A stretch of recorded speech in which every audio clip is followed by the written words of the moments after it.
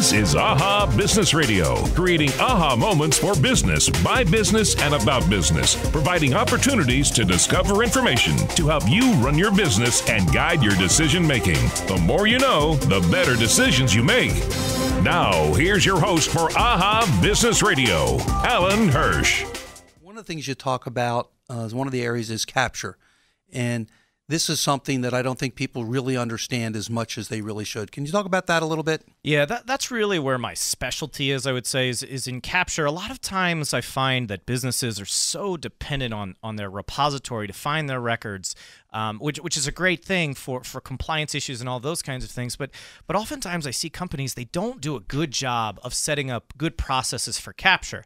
And now we've got capture happening everywhere. So we've got bring your own device, or BYOD, that people are using. So we're using mobile devices and laptops and iPads, as Alan mentioned. But also what we have is we've got, paper coming in that we have to scan, and we've got printing that is taking place that has information, and we have electronic documents coming in email, and obviously email is a bear to deal with. And so we've got all of this stuff. And how are we going to manage this stuff? Well, we have to send it somewhere to be managed. And so if we can set up good capture rules behind that, ultimately the implementation and the searching for your documents in your document management system becomes so much easier. I'm sure there are people out there right now thinking, wow, I wish I would have done this in my document management implementation. It is the number one thing that I think people miss out on, whether they're working with another company or something. And for us at Enoch, I think capture is at the forefront, because it's the old adage, garbage in is garbage out, right? So if we capture information, we name things appropriately, they're in the right file format, and we make it easy on end users to do, your repository is going to be so much better. So what are some, you mentioned there are certain kind of capture rules you should be doing. Can you give me some examples that you might have used with some of your clients to help them understand some of the rules and help them capture the material?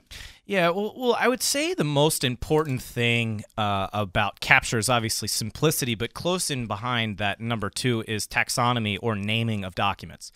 Naming of documents is such a broad range because, Alan, you and I would name things completely differently. You just think about something like a date or the word invoice. When you're storing an invoice or naming an invoice, it could be INV, it could be invoice number. There's so many different variables. It could be the date. You could do it all kind. You can do all kinds, and I've seen it.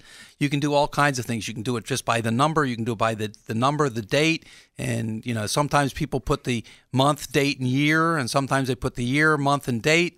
It's all over the park. So yes, I would appreciate the fact that you have to set up those simple rules. Yeah, and that's the thing. It seems simple, and it seems like, well, that doesn't matter because I would know what an INV or an invoice or invoice number or any of these ways of doing it are. But in reality, it doesn't work that way. And that was, a very simple example. There's lots of other reasons and lots of other ways we name things. So first, that's setting up that front line of a workflow. And a workflow isn't something that's terribly complicated. A workflow is I have a record.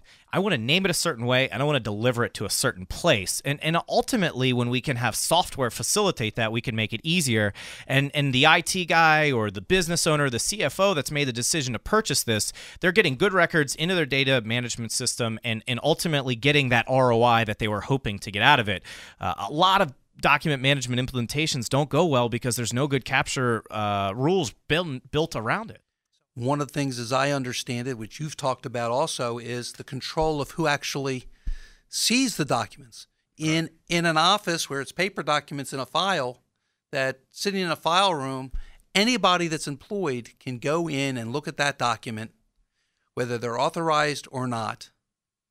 It reminds me of a story when I was in high school. I worked at the Credit Bureau of Baltimore and had access to, in file cards, file drawers of hundreds of almost everybody living in Baltimore and their credit ratings. I could have checked anybody I wanted, but there was no control, and there is no control. And 70%, according to this article, 70% of data breaches are internal, not from outside, but internal. People who have unauthorized access to information and use it, which could be detrimental to the company.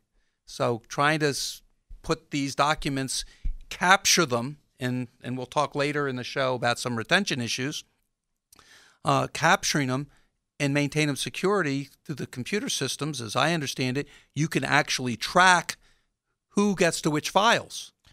Yeah, absolutely. You have you can keep track of everything. So you keep track of, and I know again, obvious, everything is a terribly broad stroke, but you have control over how they are capturing. You have control over what they are naming the documents. You have control if they're even allowed to capture to certain areas. Maybe there's certain people in your company that you don't want scanning to your document management system because they're not going to name things right or they're not going to do it the right way. So yeah, absolutely, we've got complete control over what people see and what people do. You brought up HIPAA. HIPAA is obviously something that probably the agency that most people know about because we hear about it all the time. It's all about healthcare and managing information within healthcare. But for example, on mobile devices, you can't have any records reside on that mobile device, or it's a HIPAA violation. That's not something a lot of people know. And when we take a look at a mobile solution, that is obviously a huge deal when we take a look at a mobile solution. So I think that, building those rules around everything and really, again, having that control over making sure that people are only allowed to do the things they're supposed to do and not having any part in doing things they're not supposed to do at all.